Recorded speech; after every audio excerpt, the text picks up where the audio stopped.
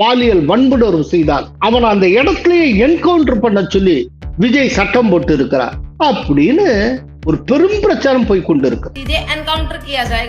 तो रेपिस्ट को उम्र कैद नहीं, सीधा एनकाउंटर किया जाएगा. फांसी की सजा या एनकाउंटर की जाएगी. Same script, same text, same life. ஏதேதோ சர்வதேச சக்திகள் எப்படியாவது இந்தியாவில் ஏற்பட்டிருக்கிற இந்துத்துவ எழுச்சியை, வலதுசாரி எழுச்சியை ஒழித்து கட்டிவிட வேண்டும் அப்படின்னு திட்டமிட்டு செயல்படுகிறார். சோனம் வாங்சுக்க தேச விரோத சக்தின்னு முத்திரை குத்தியது காங்கிரஸ் அரசு. கோலஹலாஸ் டிவி யூடியூப் சேனல், இது வாய்மையின் எக்காலம். வணக்கம் நண்பர்களே. எதிர்கட்சியினர் நேற்றைக்கு வெளிநடப்பு செய்தனர்.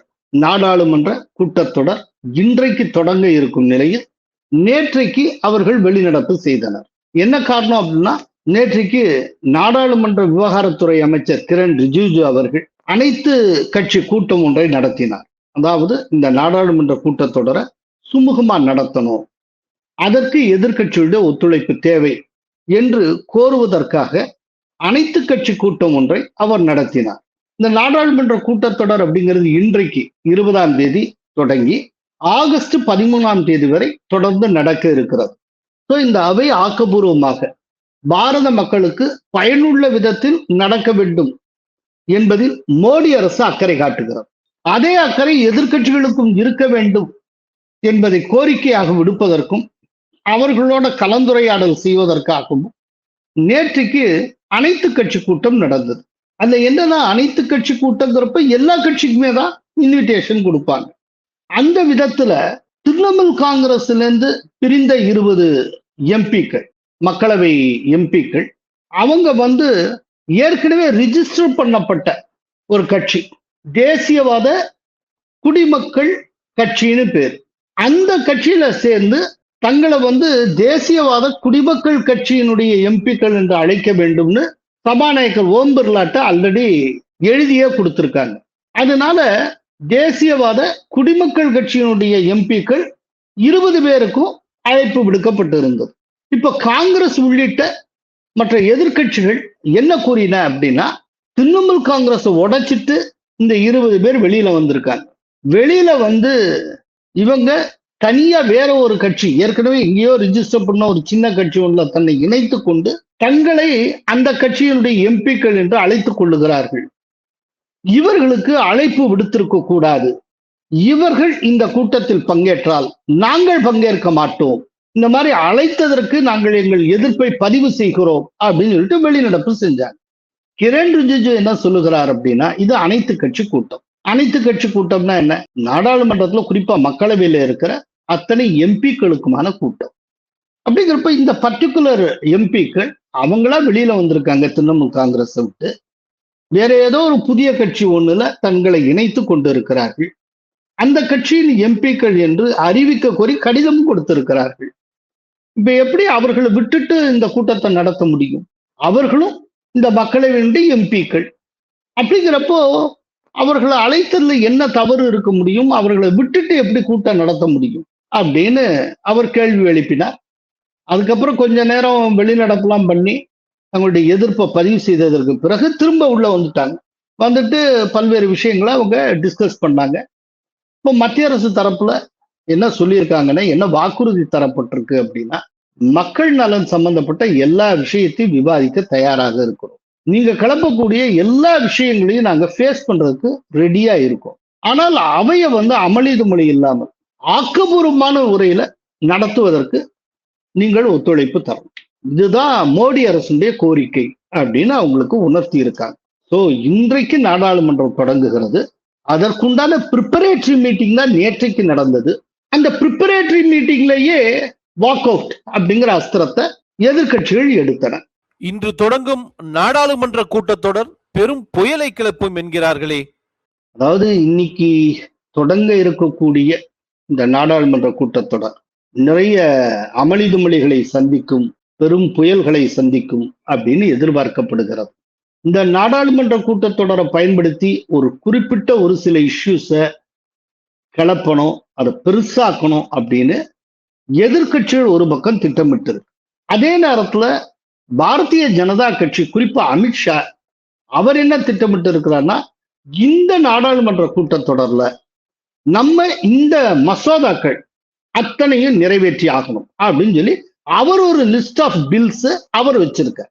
சோ அமித்ஷா நிறைவேற்ற துடிக்கிற மசோதாக்களுக்கும் அதே நேரத்தில் எதிர்க்கட்சிகள் எழுப்ப துடிக்கிற இஷ்யூஸுக்கும் இடையிலான போராட்டமாக இந்த மழைக்கால கூட்டத்தொடர் நடக்கும் என்று தெரிகிறது. இப்ப எதிர்க்கட்சிகள் என்னென்ன இஷ்யூஸ கிளப்பணும் நினைக்கிறாங்க, அதை பார்க்கலாம். அயோத்தியில நன்கொடை வசூலிக்கப்பட்டதுல நடந்திருக்கிற முறைகேடு, அதே போல நீட் வினாத்தாள் கசிவு, அது தொடர்பா தர்மேந்திர பிரதான் ராஜினாமா செய்ய வேண்டும் என்கிற கோரிக்கை. இதை தாண்டி பாரதிய ஜனதா கட்சி அரசு கொண்டு வரக்கூடிய மசோதாக்களை கொண்டு வர விடாமல் செய்வது அல்லது கொண்டு வந்தால் அதை தோற்கடிப்பது, இதெல்லாம் இவங்களுடைய திட்டம். அமித்ஷா சைட்ல அவர் என்ன திட்டம் வச்சிருக்கிறார்னா, சில முக்கிய மசோதாக்களை எப்படியாவது கொண்டு வந்து நிறைவேற்றி விட வேண்டும். அதுல மக்களவை தொகுதி மறுசீரமைப்பு மசோதா, மகளிர் இடஒதுக்கீடு மசோதா, குற்றம் சாட்டப்பட்டு 30 நாட்களுக்கு மேலாக சிறையில் இருக்கக்கூடிய அமைச்சர்களை தகுதி நீக்கம் செய்வதற்கான மசோதா, இப்படி பல்வேறு மசோதாக்கள் வருகின்றன. ஆனால் இந்த மசோதாக்களை எப்படியாவது தோற்கடித்து விட வேண்டும் அப்படின்னு எதிர்க்கட்சிகள் கங்கணம் கட்டி கொண்டிருக்கின்றன. இங்க ஒரு விஷயத்த ரொம்ப கான்சியஸா கவனமா சொல்ல விரும்புறேன். நான் எதிர்க்கட்சிகள் அப்படின்னு சொல்றப்போ நீங்க டிஎம்கே சேர்த்து புரிந்து கொள்ளக்கூடாது. டிஎம்கே இந்த கண்ணோட்டத்துல இப்ப இல்ல. நான் எதிர்க்கட்சிகள்னு சொல்றது காங்கிரஸ் மற்றும் காங்கிரசுடைய ஆதரவு சக்திகளைத்தான் எதிர்க்கட்சிகள்ங்கிற வார்த்தையின் மூலம் நான் குறிக்கிறேன். இப்ப டிஎம்கே பிஜேபியும் அல்லாத காங்கிரஸ் தரப்பும் அல்லாத தனக்கென்று தனியான சில நிலைப்பாடுகளை எடுக்க தொடங்கி இருக்கிறது. அதனால டிஎம்கே நிலைப்பாடு வர்றப்ப டிஎம்கே பேரை குறிச்சே சொல்றேன். பட் எதிர்க்கட்சியும் நான் சொல்றதுக்கு கீழே டிஎம்கே வராது. இந்த விதமான மசோதாக்களை எதிர்ப்பது, அமளி துமளிகளை கிளப்புவது, தங்களுடைய அஜெண்டாவை புஷ் பண்றது அப்படின்னு காங்கிரஸ் ஆதரவு சக்திகள் திட்டமிட்டு வருகின்றன. மசோதாக்களை நிறைவேற்றுவதற்கான ஆதரவு பிஜேபி வசம் இருக்கிறதா? அதாவது இப்ப நான் சொல்லி இருக்கிற இந்த மசோதாக்கள் எல்லாமே கான்ஸ்டிடியூஷனல் அமெண்ட்மெண்ட் சம்பந்தப்பட்டது, அரசமைப்பு சாசன சட்ட திருத்தம் தொடர்பானவை. அப்படின்னா அதுக்கு 2/3 மெஜாரிட்டி வேணும். இப்போ பாத்தீங்கன்னா மக்களவையில இன்னைக்கு தேதிக்கு 540 எம்பிக்கள் இருக்கின்றார்கள். இல்ல 2/3 மெஜாரிட்டி வேணும்னா 360 எம்பிக்களுடைய ஆதரவு தேவை. இன்றைய நாளில் பிஜேபிக்கு 319 எம்பிக்களின் ஆதரவு இருக்கிறது. ஆனா தேவை 360. பிஜேபியோட கேம் பிளான் என்ன அப்படின்னா, ஜெகன்மோகன் ரெட்டியுடைய ஆதரவு, சரத்பவாருடைய தேசியவாத காங்கிரசுடைய ஆதரவு மற்றும் டிஎம்கே ஆதரவு, இந்த 3 கட்சிகளுடைய ஆதரவை மஸ்டர் பண்ணிட்டால் எப்படியாவது இந்த 360 ரீச் பண்ணிடலாம் அப்படின்னு அவங்க கணக்கு போடுறாங்க. அந்த அடிப்படையில பார்த்தால் அநேகமா இந்த முறை மசோதாக்கள் பார்டர்ல பாஸ் பண்ணிடுவோம் அப்படின்னு நான் நினைக்கிறேன். அப்படி கணக்கு போடாமல் அமித்ஷா இவ்வளவு பெரிய ஒர்க்கை பண்ணியிருக்க மாட்டார். இப்ப திரிணாமுல் காங்கிரஸ்ல இருந்து இவ்வளவு பேர் வெளியில வர, அதே போல அங்க மகாராஷ்டிரால உத்தவ் தாக்கரே கட்சியில இருந்து 9க்கு 6 எம்பிக்கள் வெளியில வந்துட்டாங்க. இவ்வளவு இந்த மசோதாக்களை நிறைவேற்றுவதற்கான ராஜதந்திரமாகத்தான் செய்யப்படுகிறது. ஸோ டிஎம்கே, தேசியவாத காங்கிரஸ், ஜெகன்மோகன் ரெட்டியுடைய கட்சி, இந்த 3 கட்சியும் ஒன்று சேர்றப்போ இந்த 360 அப்படிங்கிற ஒரு மேஜிக் நம்பரை தொட்டு விட முடியும் என்று அமித்ஷா நம்புகிறார். எனவே மசோதாக்கள் நிறைவேற்றப்படுவதற்கு நிறைய வாய்ப்புகள் உண்டு. மேகதாட்டு விவகாரம் தொடர்பாக திடீரென ஒத்திவைப்பு தீர்மானம் கொண்டு வந்திருக்கிறதே திமுக, இதன் நோக்கம் என்ன? இதுதான் டிஎம்கே ஒரு யூட்டர் இல்லாட்டி சோமர் சால்ட் அப்படின்னு சொல்லலாம். மேகதாட்டு தொடர்பா அவங்க ஒத்திவைப்பு தீர்மானத்தை கொண்டு வராங்க. இந்த தீர்மானத்துக்கான நோட்டீஸை ஆல்ரெடி ஓம் பிர்லாட்ட கொடுத்துட்டாங்க. அவங்க அநேகமாக ஏற்றுக்கொள்வார். ஒத்திவைப்பு தீர்மானம்னா என்னென்ன விஷயங்கள் விவாதிக்கப்பட உள்ளனவோ இல்லாட்டி விவாதிக்கப்படணும் லிஸ்டா இருக்கோ அதெல்லாம் ஒத்தி வச்சுட்டு அதை பத்தியே பேசாமல் இதை பற்றி விவாதிக்கணும், இது அதிமுக்கியத்துவம் வாய்ந்தது அப்படின்னு சொல்லக்கூடிய அந்த கேட்டகரியில வரக்கூடிய மசோதா ஒத்திவைப்பு மசோதா. இப்ப அப்படின்னா இதுல பளிச்சுன்னு ஒன்ன புரிஞ்சுக்கலாம். அதாவது ரொம்ப நுட்பமான நேயர்கள் புரிஞ்சுப்பாங்க. என்னன்னா, இப்ப விவாதிக்கிறதுக்கு பார்லிமெண்ட்ல லிஸ்ட் ஆஃப் இஷ்யூஸ் இருக்கும்ல, அதெல்லாம் டிஎம்கே வச்சே ஓரம் கட்டுவதற்கு அமித்ஷா முயற்சி செய்திருக்கிறான்னு தெரியும். வேற யாருமே வேண்டாம், எதிர்கட்சிகளுக்குள்ளேயே இருக்கிற ஒரு கட்சி.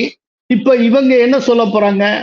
அயோத்தி ராமர் கோயிலுக்கு கொடுக்கப்பட்ட நன்கொடை முறையீட்டை இப்பவே பேசு அப்படிம்பாங்க. நீட்டு வினாத்தாள் கசிவு பற்றி பேசு, சோனம் வாங்சுக் பத்தி பேசு, இப்படியா இவங்க சொல்லிட்டு இருப்பாங்க. இப்ப டிஎம்கே என்ன சொல்லுகிறது? இந்த இஷ்யூஸ் பத்தி எதுவும் பேசக்கூடாது, இதெல்லாம் ஒத்தி வை, நான் சொல்றேன் மேகதாட்டுவை பத்தி பேசு அப்படின்னு. இன்னொன்னு, மேகதாட்டுவை நீங்க பேசுறது டிஸ்கஸ் பண்றதுன்னு வந்தாச்சுன்னா காங்கிரஸ் தாக்கு பிடிக்க முடியாது. ஸோ இது கிளியர் கட்டா காங்கிரஸுக்கு எதிரான நிலைப்பாடு. ஏன்னா இன்னைக்கு மேகதாட்டுவை கட்டுவோம் அப்படின்னு சொல்றதும், தமிழகத்துக்கு ஒரு சொட்டு தண்ணீர் கூட கொடுக்க மாட்டோம் அப்படின்னு சொல்றதும் கர்நாடகத்தில் இருக்க காங்கிரஸ் அரசு. நீங்க மேகதாட்டுவை விவாதத்துக்கு ரொம்ப சக்சஸ்ஃபுல்லா கொண்டு வந்துட்டீங்கன்னா இப்ப தமிழ்நாடு காங்கிரஸ் எம்பிக்கள் என்ன செய்ய போகிறார்கள், கர்நாடக காங்கிரஸ் எம்பிக்கள் என்ன செய்ய போகிறார்கள்ங்கிறத பார்க்கலாம். இவங்க ரெண்டு பேரும் ஒரே கட்சியில இருப்பாங்க, ஆனா ஒருத்தருக்கு ஒருத்தர் மோதிப்பாங்க. ஸோ இது எப்படின்னா காங்கிரஸை எக்ஸ்போஸ் பண்றதுக்கு, காங்கிரஸை அம்பலப்படுத்துவதற்கான ஒரு அருமையான திட்டம். இப்போ அத அமித்ஷாவுடைய அட்வைஸின் பேர்ல டிஎம்கே செய்து கொண்டிருக்கிறது ஒத்திவைப்பு தீர்மானம் மூலமாக. எதிர்கட்சிகள் ரொம்ப மெட்டிகுலஸா பிளான் பண்ணி ஏதோ தங்களை ரொம்ப ஸ்மார்ட்னு நினைச்சிட்டு இந்த இஷ்யூ வச்சு அப்படியே ராக் பண்ணணும், அந்த இஷ்யூ வச்சு ராக் பண்ணணும், அதுவா இதுவான்னு இவங்க பிளான் பண்றாங்க. ஆனால் அமித்ஷா அலட்டிக்கவே இல்லை. அவங்க செய்தியை விட்டுட்டு ஈவன் என்டிஏ பக்கமே வராமல் டிஎம்கே வச்சு கை நகர்த்துற. எதிர்கட்சிகள்ல நேற்றைக்கு வரைக்கும் எதிர்கட்சிகளில் ஒன்றாக இருந்த ஒரு கட்சியில இருந்தே இந்த காங்கிரஸ் நினைத்து கொண்டிருக்க, காங்கிரஸ் ஆதரவு கட்சிகள் நினைத்து கொண்டிருக்கிற இஷ்யூஸை விவாதிக்க விடாமல் ஆக்குகிறார். இப்ப மேகதாட்டுவை மட்டும் விவாதத்துக்கு எடுத்துக்கிட்டா காங்கிரஸ் எக்ஸ்போஸ் ஆகும்.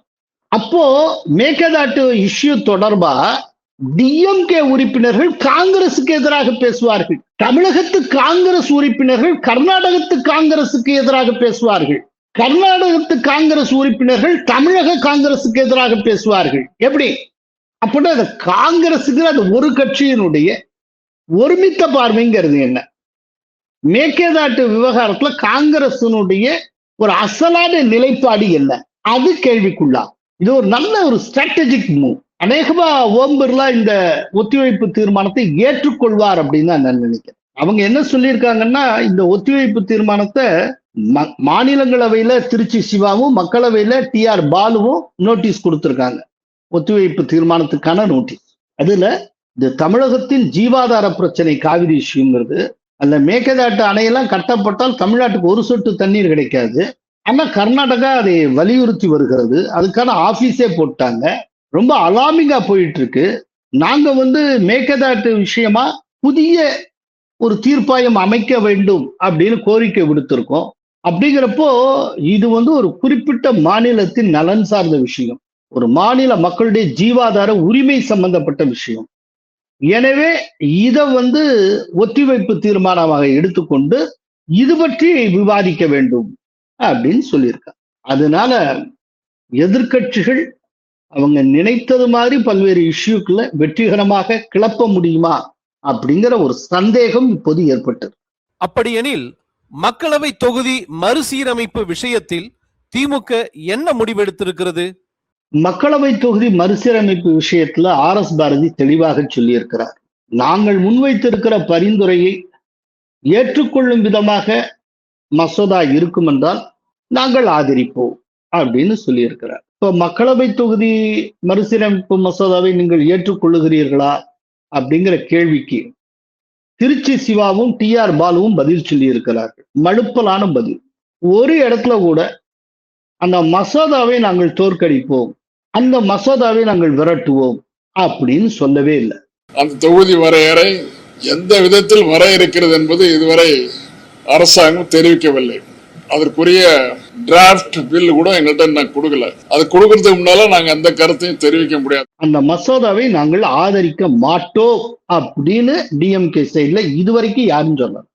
சரி, டிஎம்கே சொல்லியிருக்க பரிந்துரை என்ன அப்படின்னா, தமிழ்நாட்டுல ஏற்கனவே 39 தொகுதி இருந்துகிட்டு இருக்கு. இப்ப மறுசீரமைப்பு மசோதா நிறைவேறி நாளைக்கு மக்களவை தொகுதிகளுடைய எண்ணிக்கை ரிவைஸ் ஆறப்போ இப்ப என்ன எண்ணிக்கையில இருக்கோ அதை காட்டு கூடுதலா கிடைக்குங்கிறது எங்களுக்கு தெரியும். அந்த கூடுதல் என்பது இப்ப இருக்கிற எண்ணிக்கையில 50%க்கு குறைவாக இருந்து விடக்கூடாது, அதுக்கு குறைவில்லாமல் கூடணும் அப்படிங்கிறது டிஎம்கே கோரிக்கை. ஆக்சுவலா மக்கள் தொகையின் அடிப்படையில பிரிக்கிறப்பவே ஆட்டோமேட்டிக்காவே அது அந்த எண்ணிக்கைக்கு வந்துடும். எது ஆட்டோமேட்டிக்கா அதனுடைய எண்ணிக்கைக்கு அந்த லெவல்ல வரப்போகுதோ அதை இவங்க ஒரு கோரிக்கை மாதிரி வச்சிருக்கு. இதுதான் டிஎம்கே ஸ்டே. எது இயல்பாக நிறைவேற்றப்படுமோ அதை நிறைவேற்றதுக்கு முன்னால் அதை ஒரு கோரிக்கையா வச்சிருவாங்க. அப்புறம் நிறைவேற்றப்பட்டதற்கு பிறகு நாங்கள் இதற்காக போராடினோம், நாங்கள் இதை சுட்டி காட்டினோம், எனவே எங்கள் கோரிக்கை அடுத்துத்தான் இது கிடைத்தது, இது திமுகவின் கோரிக்கைக்கு கிடைத்த வெற்றி அப்படின்னு சொல்லுவாங்க. இப்போ உங்களுக்கு நினைவுல இருக்கும்னு நினைக்கிறேன். அதாவது அரசு பள்ளி மாணவர்களுக்கு 7.5% உள்ஒதுக்கீடை எடப்பாடியார் கொண்டு வந்தார் மெடிக்கல் காலேஜ் அட்மிஷன்ல. அந்த மசோதாவை கொண்டு சட்டமாக்கின வரைக்கும் டிஎம்கே ஒரு துரும்ப கூட கிள்ளி போட்டது கிடையாது. ஸோ அந்த மசோதா நிறைவேற்றப்பட்டு கவர்னர்கிட்ட கையெழுத்துக்கு பெண்டிங்ல இருக்கு. அநேகமா நாளைக்கு அது அமலுக்கு வந்துரும்னு தெரிஞ்ச உடனேயே அதுக்கு முத நாள் ராஜ்பவனுக்கு முன்னால ஒரு போராட்டம். திடீர்னு டிஎம்கே 7.5% இடஒதுக்கீடு மசோதாவை உடனே கையெழுத்து போடு, உடனே கையெழுத்து போடு அப்படின்னு ஏதோ கவர்னர் கையெழுத்து போட மறுத்த மாதிரியும் இவங்க தான் போராட்டம் நடத்தி எல்லாம் பண்ண மாதிரி ஒரு டிராமா ஒண்ணு பண்ணாங்க. ஏன்னா அவங்களுக்கு தகவல் தெரிஞ்சு போச்சு, நாளைக்கு கவர்னர் கையெழுத்து போட போறாரு. அந்த தகவல் தெரிஞ்சு அதுக்கு முத நாள் இவங்க போராட்டம் நடத்திட்டாங்க. இப்போ அடுத்த நாள் ஏற்கனவே சொன்னது மாதிரி கவர்னர் கையெழுத்து போட்டார். இப்ப கவர்னர் போட்டதுக்கு அப்புறம் என்ன சொன்னாங்கன்னா, நாங்கள் அத்தகைய போராட்டம் நடத்தவில்லை என்றால் கவர்னர் கையெழுத்தே போட்டு இருக்க மாட்டார். இந்த 7.5% இடஒதுக்கீடு தமிழகத்தில் அறிமுகமானதுக்கு காரணமே திமுக நடத்திய போராட்டம் தான் கூசாமல் பொய்ய சொல்லிட்டாங்க. அதே போலத்தான் இவர்கள் எந்த பரிந்துரையும் வைக்கலைனாலும் மோர் தென் 50% தமிழ்நாட்டில் கூடுதலாகத்தான் தொகுதி கிடைக்க போகுது. ஆனால் அது எது இயல்பா கிடைக்குமோ அதே ஒரு டிமாண்டா இவங்க மாத்திக்கிட்டாங்க. ஏன்னா எதிர்காலத்துல ஒரு மைலேஜ் எடுக்கலாம், நாங்க வலியுறுத்தியதால் இவ்வளவு சீட்டு தமிழகத்துக்கு கிடைத்ததுன்னு சொல்லிக்கலாம். ஒண்ணு. ரெண்டாவது, காங்கிரஸ் பழி வாங்கலாம். காங்கிரஸ் இந்த மறுசீரமைப்பு மசோதாவுக்கு எதிரான நிலைப்பாடு எடுக்கிறது. இனிமேல் காங்கிரஸ் எதெல்லாம் எடுக்கிறோ அதுக்கு நேர எதிரான நிலைப்பாட்டை டிஎம்கே எடுக்கும். காங்கிரஸை கடுப்பேத்தி காங்கிரஸ அப்படியே உலுப்பின மாதிரியே ஆயிடுச்சு. இந்த கணக்குல டிஎம்கே போய்கொண்டிருக்கு. அதே நேரம் மகளிருக்கான இடஒதுக்கீடு விஷயத்தில் திமுக வேறு மாதிரி நிலைப்பாடு எடுத்திருக்கிறதே. இதுதான் டிஎம்கே மகளிர் உரிமை பற்றிய சிந்தனை. அதாவது அவங்க என்ன சொல்றாங்கன்னா, மகளிர் இடஒதுக்கீட்டை இப்ப இருக்கக்கூடிய 543 தொகுதிகளை மனசுல வச்சு மகளிருக்கான இடஒதுக்கீடை நீங்க பிக்ஸ் பண்ணா நாங்கள் ஏற்றுக்கொள்வோம் அப்படின்னு டிஎம்கே சொல்லுகிறது. ஆக இந்த 543 அப்படியே நாடாளுமன்ற உறுப்பினர்கள் எண்ணிக்கை இருக்கிற போது மகளிர் இடஒதுக்கீடு மசோதாவை இந்த 543 கொண்டு வருவதில் எங்களுக்கு எந்த விதமான கருத்து வேறுபாடும் இல்லை. இதுதான் எங்களுடைய நிலைப்பாடு. எவ்வளவு பெரிய அநியாயம். அதாவது டிஎம்கே என்ன சொல்ல வராங்கன்னா, இன்னைக்கு எவ்வளவு இருக்கு? 543. ஓகே, 543 33% மகளிருக்கான இடஒதுக்கீடு. 543 33% என்னவோ அதுதான் இனி மகளிருக்கான இடஒதுக்கீடாக பெர்மனண்டா இருக்கும்னு சொல்லி அதை நிலைப்படுத்தணும் அப்படிங்கிறாங்க. அப்படின்னா அது உண்மையான பொருள் என்ன? நாளைக்கு மக்களவை தொகுதி மறுசீரமைப்பு வந்தால் அநேகமா இந்தியா முழுக்க டோட்டலா ஒரு 890 எம்பிக்கள் வரைக்கும் இருப்பாங்க. அந்த 890க்கு 33% எவ்வளவுன்னு பார்த்து அது எவ்வளவோ அதை மகளிருக்கான இடஒதுக்கீடாக நீங்கள் அறிவிக்க கூடாது.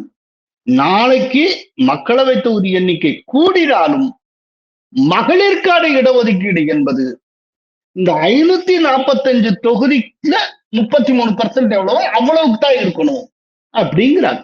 இவங்கதான் பெண்கள் உரிமை பற்றி பேசக்கூடியவர், மகளிர் உரிமை பற்றி பேசக்கூடியவர். எப்படின்னு பாருங்க. இன்னும் புரியுற மாதிரி தெளிவா சொல்றதுன்னா, தமிழ்நாடு மக்களவை தொகுதிகளுடைய எண்ணிக்கை எதிர்காலத்துல 59 இல்லாட்டி 60 தொகுதிகள் அப்படின்னு ஆனாலும் மகளிர் இடஒதுக்கீடுங்கிறது இப்ப இருக்கிற 39 தொகுதிகள்ல எவ்வளவோ, அதாவது 33% போட்டால் எவ்வளவு வருமோ அவ்வளவுக்கு தான் இருக்கணும், அதுக்கு மேல பெண்களுக்கு கொடுத்து விடக்கூடாது என்று டிஎம்கே வலியுறுத்துகிறது. பெண்கள் மேல, பெண்கள் உரிமை மேல டிஎம்கே காட்டுகிற மரியாதையை இது நமக்கு உணர்த்தி இருக்கு. எவ்வளவு மோசமான விஷயம். என்ன காரணம்? நிறுத்துறதுக்கு இவங்கள்ட்ட லேடி கேண்டிடேட்ஸே கிடையாதுன்னு நினைக்கிறாங்களோ என்னமோ. இல்லாட்டி வேற ஏதோ கணக்கு வழக்கெல்லாம் இருக்கு. பெண்கள் ரொம்ப அதிகமாக கனிமொழியுடைய கை ஓங்கி விடும் அப்படின்னு இவங்க பயப்படுறாங்களா? அது எதிர்காலத்துல கட்சிக்குள்ள உதயநிதி ஸ்டாலினுடைய வளர்ச்சியை பாதிக்கும்னு நினைக்கிறாங்களா?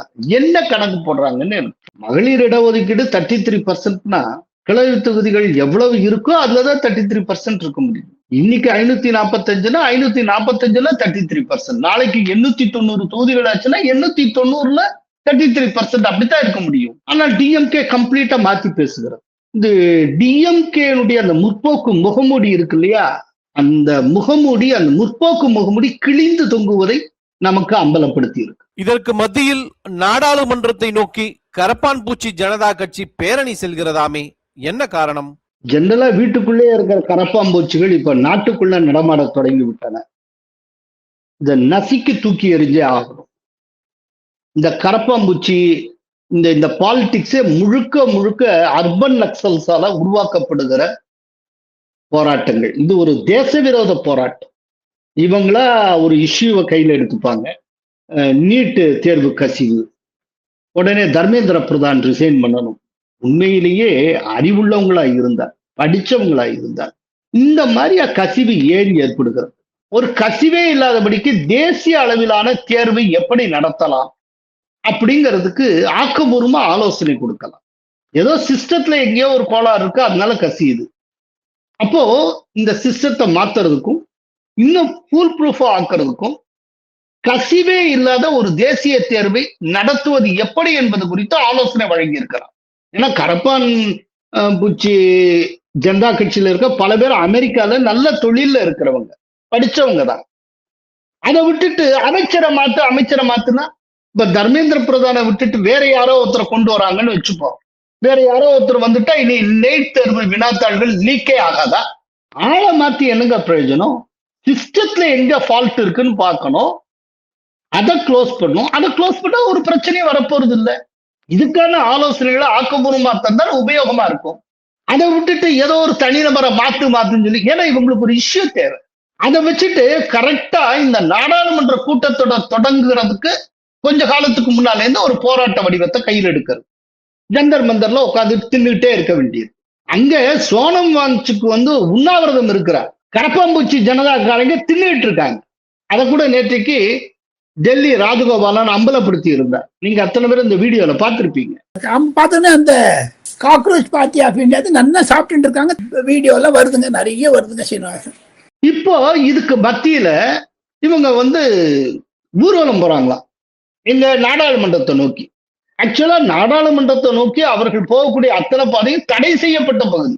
அங்க போறதுக்கும் போலீஸ் அனுமதிக்காதுன்னு நல்லா தெரியும். தெரிஞ்சு இவங்க அந்த ரூட்ல போறாங்க. அப்படின்னா என்ன அர்த்தம்? போலீஸ் அனுமதிக்காது, உடனே கைது செய்வாங்க.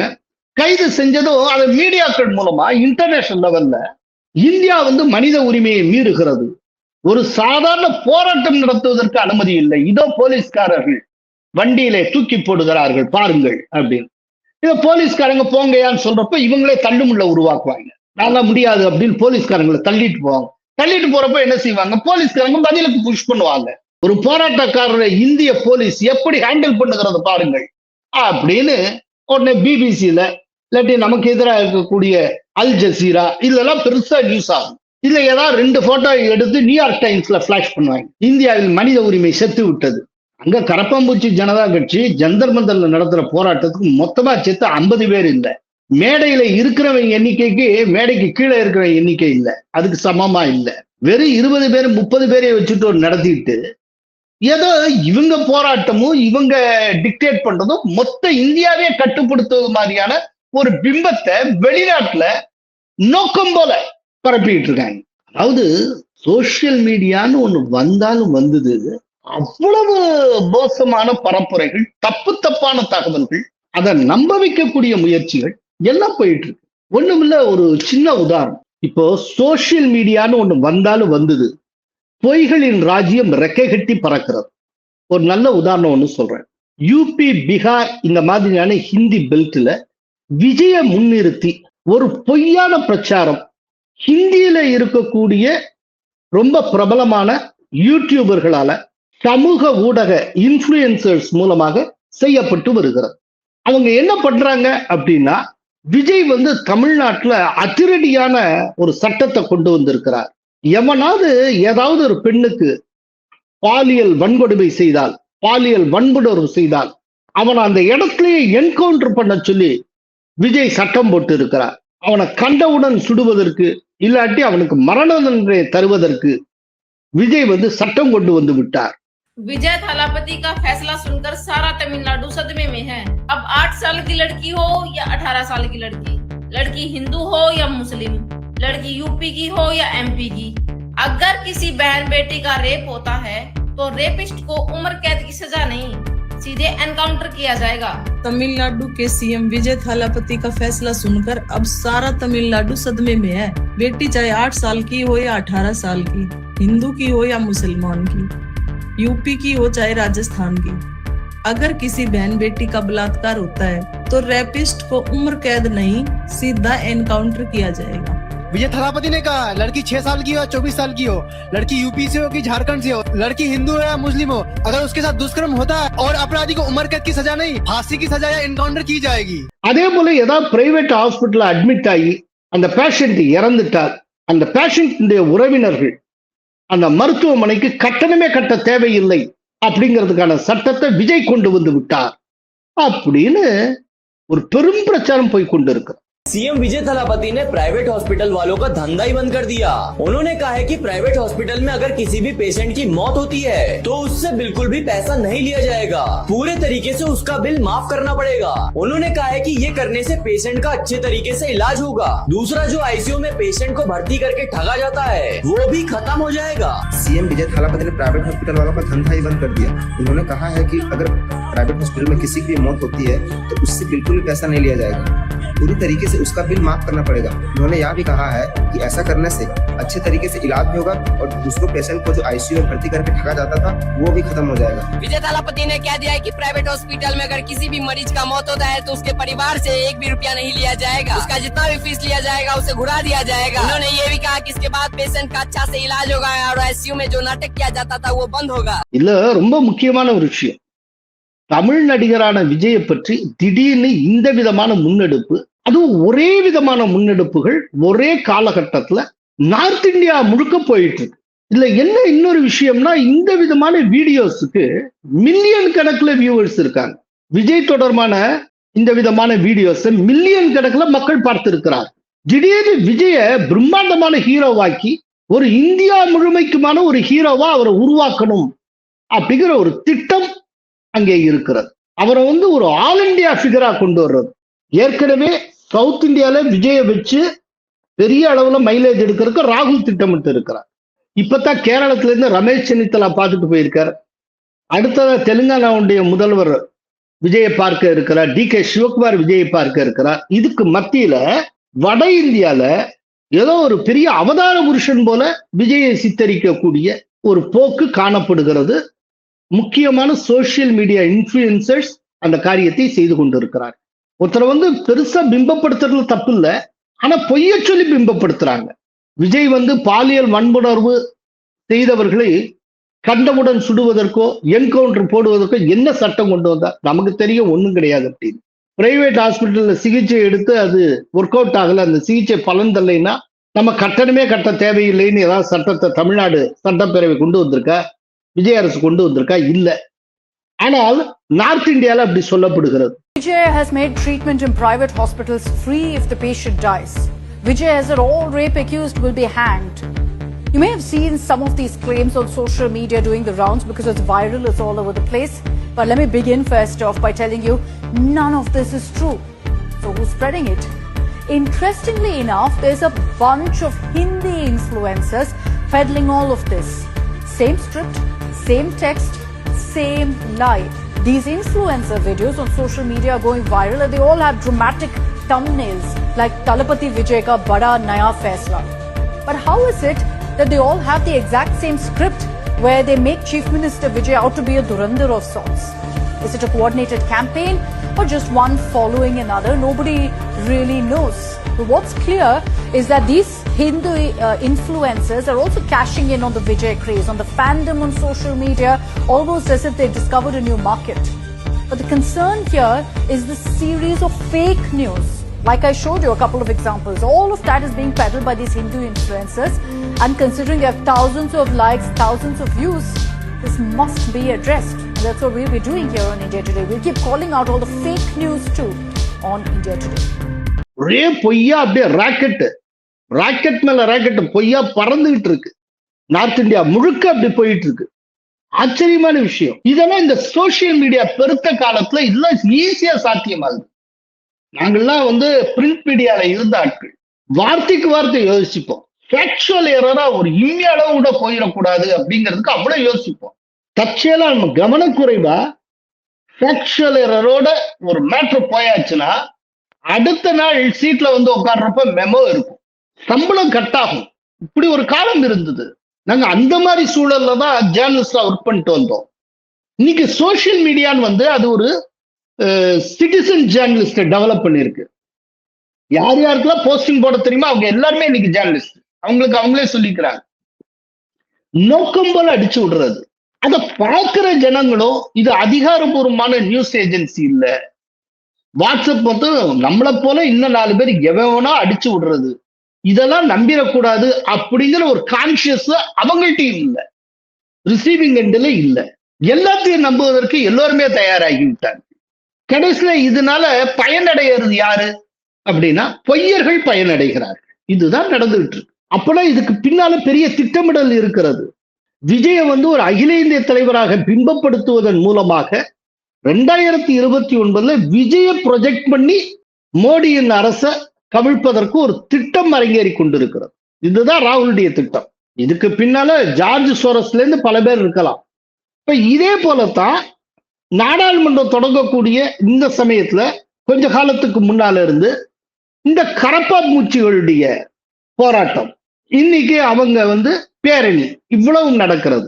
இவங்க அத்தனை பேர் அர்பன் நக்சல்ஸ், ஏதேதோ சர்வதேச சக்திகள் எப்படியாவது இந்தியாவில் ஏற்பட்டிருக்கிற ஹிந்துத்துவ எழுச்சியை, வலதுசாரி எழுச்சியை ஒழித்து கட்டிவிட வேண்டும் அப்படின்னு திட்டமிட்டு செயல்படுகிறார். அதுல லேட்டஸ்ட் அடிஷன் விஜயோட கைகோர்க்க அந்த சக்திகள் முயன்று கொண்டிருக்கின்றன. ஏதோ நடந்துகிட்டு இருக்கு. இல்லாட்டி இங்க தென்கோடியில் இருக்கிற விஜய நார்த்லயே அவரை முன்னிறுத்தி பிரச்சாரம் பண்ணணும். இதுக்கு மத்தியில தான் இப்ப இந்த காக்ரோச் ஜனதா கட்சி ஒரு திட்டமிடல் செய்கிறார்கள். அதாவது இந்தியால ஒரு பெரிய அமளிதுமளியை உருவாக்க வேண்டும். முன்னால ஷாகின்பாக்ல நடந்தது மாதிரி, இல்லாட்டி விவசாயிகள் பேரணியில நடந்தது மாதிரி, இன்னைக்கு தங்களுடைய பேரணியில ஒரு பெரும் அமளிதுமளியை உருவாக்க வேண்டும் என்று கருதி ஏதேது செய்ய தொடங்கி இருக்கிறார். கரப்பாம்பூச்சிக்கு தெரியாது, கரப்பாம்பூச்சியை ஓங்கி காலால ஒரு மிதிச்சா அதனுடைய கதி அதோ கதிதான். இது நிச்சயமா ஒரு இன்டர்நேஷனல் கான்ஸ்பிரசி இதுக்கு பின்னால இருக்கு. ஜார்ஜ் சோரஸுடைய ஹேண்டு கூட இருக்கலாம், யாருடைய ஹேண்டும் இருக்கலாம். இது கம்ப்ளீட். அடிக்கடி இப்போ ராகுல் காந்தி வெளிநாட்டுக்கு போயிட்டு வர்றதுக்கும், அவர் எந்த ஊருக்கு எந்த நாட்டுக்கு போறாங்க சொல்லாமல் போவதற்கும் இந்த விதமான முன்னெடுப்புக்கு இடையில தெளிவான தொடர்பு இருக்கு. அதுவும் இன்னைக்கு அவங்க பேரணி அப்படின்னு சொல்லி இருக்கிறது.